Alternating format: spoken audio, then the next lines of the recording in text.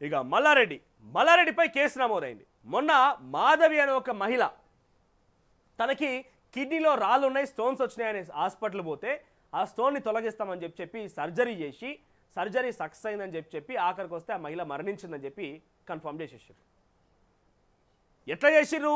2 రోజుల తర్వాత ఆ మహిళ చనిపోయినాక కూడా ట్రీట్మెంట్ చేసినట్టుగా ఆ బంధువులు ఆరోపిస్తున్నారు. ఆ ఘటనకు సంబంధించి బంధువులు ఉదయం నుంచి కూడా కొంత రాద్ధాంతం చేస్తూ నిరసన తెలుపుతూ తమ యొక్క భావన హాస్పిటల్ ముందు వ్యక్తం చేస్తున్న సమయంలో రిపోర్టింగ్లో భాగంగా బాధితమైనటువంటి ఒక బాధ్యత గల రిపోర్టర్లు వెళ్ళి ఆ రిపోర్టింగ్ చేస్తున్న నేపథ్యంలో వార్తని కవరేజ్ చేస్తున్న నేపథ్యంలో కొంతమంది రౌడీ మ్యూకలు పెట్టి మల్లారెడ్డి దారి మీద దాడి చేయించినవే. ఇప్పుడేం సమాధానం చెప్తావు? మరి కిడ్నీలో రాళ్ళు వచ్చిన ఒక మహిళ పోతే చంపేస్తుంది. నిన్న లక్ష్మి అనే మరో మహిళ తలనొప్పిగా ఉన్నదని చెప్పి ఎప్పటికి తలనొప్పి వస్తుందని చెప్పి మల్లారెడ్డి హాస్పిటల్కి పోతే అది మరి బండిలా మనం నడిపేటువంటి వాహనంలో చైన్ కట్ అయిందనో లేకుంటే ఇంజిన్ ఆయిల్ ఖరాబ్ అయిందన్నట్టుగా నీ బ్రెయిన్ నరం కట్ అయిందని చెప్పిండట వాడు డాక్టర్. బ్రెయిన్ నరం కట్ అయితే మనిషి బతుకుతాడా?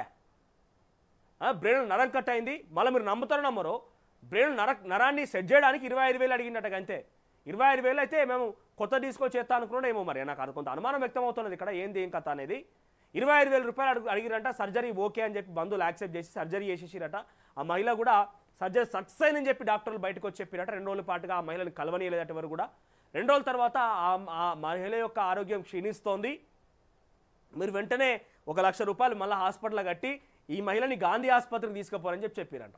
సో అనుకున్నట్టుగానే 1,00,000 రూపాయలు తర్వాత కడతామో లేకపోతే 1,00,000 రూపాయలు కట్టేసి ఏం జరిగిందేమో కానీ ఆ మహిళ ఆ బాడీని అయితే మహిళ లక్ష్మిననే అప్పటికి ఇంకా పాప వాళ్ళు ఏమనుకుంటున్నారు, నిజంగానే తమ ఆ తల్లి అంటే ఒక ఇక్కడ ఆడకూతురు ఉందంట, వాళ్ళ బిడ్డ సుచిత్రలో ఉంటారట. ఆ బిడ్డ ఇంటికి వచ్చినటువంటి తల్లి ఇటో చిట్టు నుంచి తిరిగి రాని నౌకాలకు వెళ్ళిపోయింది.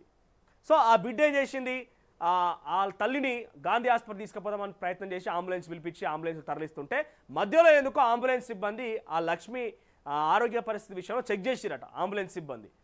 అప్పటికి ఆమె చనిపోయి ఉన్నదట. అంటే 2 రోజులుగా చనిపోయిన డెడ్ బాడీకే సర్జరీలు చేస్తున్నామని చెప్పి నానా హైడ్రామా సృష్టించి అరే తలనొప్పి అని చెప్పిన వచ్చిన వ్యక్తి ఎట్లా చచ్చిపోతుంది నాకు అర్థం కాదు. మల్లారెడ్డి హాస్పిటల్లో కిడ్నీలో రాళ్ళని చెప్పి ఇన్ని సర్జరీలు జరుగుతున్నాయి, ఇన్ని బాగుపాటు బయటకు వస్తున్నారు కదా, కిడ్నీలో రాళ్ళు వచ్చినాయని చెప్పిన వ్యక్తి ఎట్లా చనిపోద్దయ్యా? మరి ట్రీట్మెంట్లో లోపం ఉన్నదా లేకుంటే డబ్బులు గుంజే ప్రయత్నంలో భాగంగా చనిపోయిన వ్యక్తులకే సర్జరీలు చేస్తున్నారా?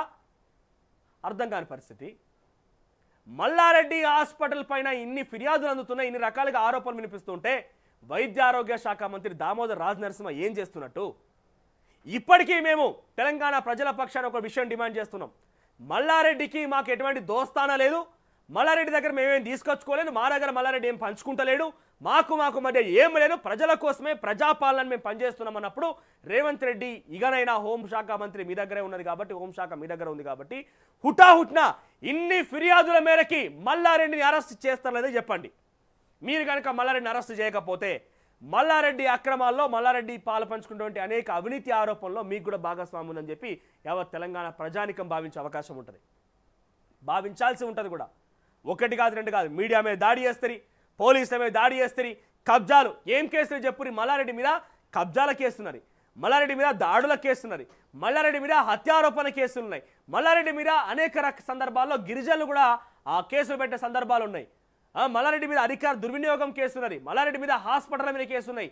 ఏం లేని కేసులు అనే మీద ఏం ఫిర్యాదులు లేవు.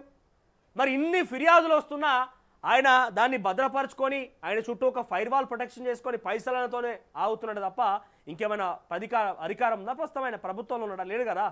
మరి ఎందుకు రేవంత్ రెడ్డి సర్కార్ ఆయన మీద చర్యలు తీసుకోలేకపోతున్నది? మీరు గమనించండి, ఆసుపత్రికి తలనొప్పని వెళ్తే ఆమెను చంపేసిందే కాకుండా చనిపోయినటువంటి శవానికి కూడా డెడ్ బాడీకి కూడా కొంత ట్రీట్మెంట్ చేస్తున్నామని నమ్మించి వాళ్ళ దగ్గర నుంచి పైసలు లూటీ చేసి ఆఖరికి వస్తే చనిపోయినట్టుగా ధృవీకరించకుండానే చనిపోయినట్టు చెప్పకుండానే డెడ్ బాడీని గాంధీ హాస్పిటల్ తీసుకుపోవాలని చెప్పినటువంటి మార్గం మధ్యలో ఆ కూతురు తల్లి చనిపోయిందని నిర్ధారించుకుంటే ఆ పరిస్థితి ఎట్లుంటే అర్థం చేసుకోండి. ఒకసారి ఆలోచన చేయండి, ఇమాజిన్ చేసుకోండి సిచ్యువేషన్ని. సో మాధవి అనే ఒక మహిళ ఇదే కిడ్నీలో రాళ్ళు వచ్చినాయని చెప్పి ఆవిడ వస్తే కిడ్నీలో రాళ్ళు తీసేసి దాని ట్రీట్మెంట్ ఖతం చేసి సక్సెస్ అని చెప్పినటువంటి ఆ వైద్యులే, ఆ హాస్పిటల్ సంబంధించిన యాజమాన్యమే తిరిగి ఆమె చనిపోయిందని చెప్పి అప్పగించారంటే మనం అర్థం చేసుకోవాలి ఎటువంటి పరిస్థితి జరుగుతుంది, ఎటువంటి సిచ్యువేషన్ ఉంది మల్లారెడ్డి హాస్పిటల్ అనేది. సో మళ్ళీ కేసు నమోదైంది మల్లారెడ్డి పైన. ఇగో సూరారంలోని మల్లారెడ్డి ఆసుపత్రిపై కేసు నమోదు.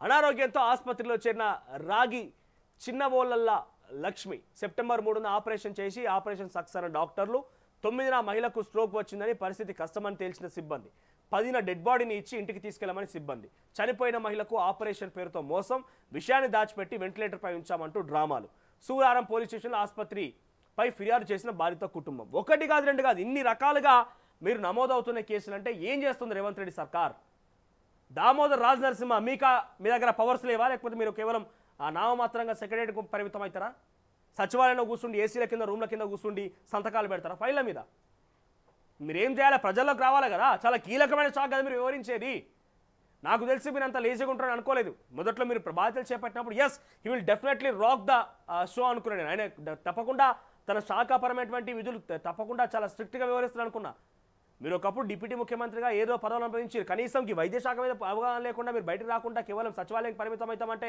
ఆ శాఖ గౌరవం ఏముంటుంది మీరు బయటికి రండి ప్రభుత్వ వైద్యాలయాలు ఏం జరుగుతుందో ప్రభుత్వ హాస్పిటల్స్లో ఏం జరుగుతుందో అక్కడ విధులు ఎట్లా ఉన్నాయో చూడండి డాక్టర్లు వస్తువులు లేదా చెక్ చేయండి సరైన సమయంలో మెడిసిన్స్ ఉన్నా చెక్ చేయండి మీరు ఒకసారి ఇన్స్పెక్షన్ చేయండి ఇటువంటి ప్రైవేట్ దవాఖానలు కోకొల్లలుగా ఉన్నాయి హైదరాబాద్లో మోసాలు చేసేటివి వాటి సర్టిఫికేషన్ రద్దు చేయండి మీ దగ్గర అధికారం లేదనుకుంటే ఇండియన్ మెడికల్ కౌన్సిల్కి ఫిర్యాదు చేయండి